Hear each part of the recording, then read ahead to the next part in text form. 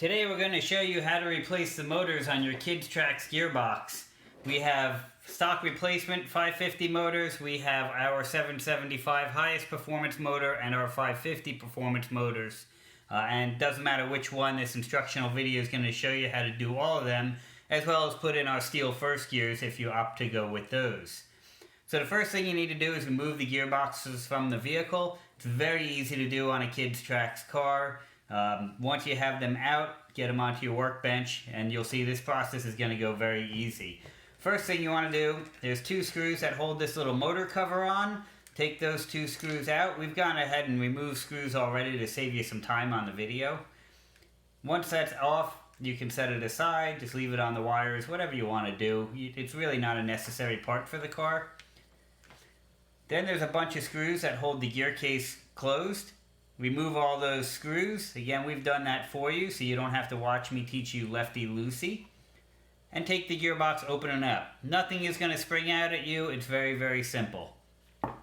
Inside the gearbox, you're going to find 4 gears and the pinion gear. This is your final drive gear. This is your third gear, your second gear, and your first gear. Once they're all out, you'll find 4 more bolts. Again, we've loosened them up for you already. There's nuts on the back side. Take those 4 bolts out, and you'll find this metal plate which holds your stock motor. Now, if you're putting in another stock motor or our 550 motor, just go ahead and unscrew those 2 screws, swap the motor, put it all back together. It's very simple to do. If you're going with our Performance 775 motors, this whole thing is garbage. The 775 motor is going to come with 2 mounting screws with it, and that goes directly into the gearbox. You'll notice in the gearbox housing that there's 2 small screw holes and 2 large ones. The screws we send you will only fit in the larger holes, so that's going to make it pretty straightforward as to how to mount it up. Just bolt it in tight. Some people ask us how come we don't have an aluminum motor mounting kit like we do with the Power Wheels vehicles, and that's because this gear case is very rigid. It has no flex to it like the Power Wheel brand ones do, so the torque of the motor can't twist the gears and cause them to strip out. Also, there's vent holes already conveniently cut into this gearbox. It helps keep the motor cool, lines up with the holes here. Whichever motor you put in, have them bolted into place.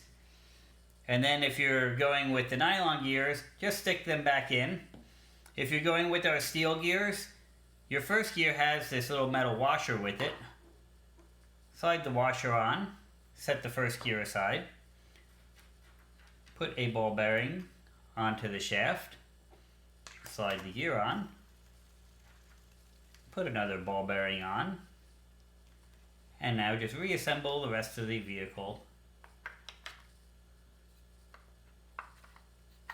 as such. Gear case cover goes on, bolts back in, you'd have a motor on this side, and that's all there is to it. Make sure you now follow the break-in instructions once you put these back in. Breaking in your motors is extremely important for longevity, for not just burning them out on the first run, and it'll actually make the car a little bit faster when it's broken in properly. Another instructional video from M.L.Toys.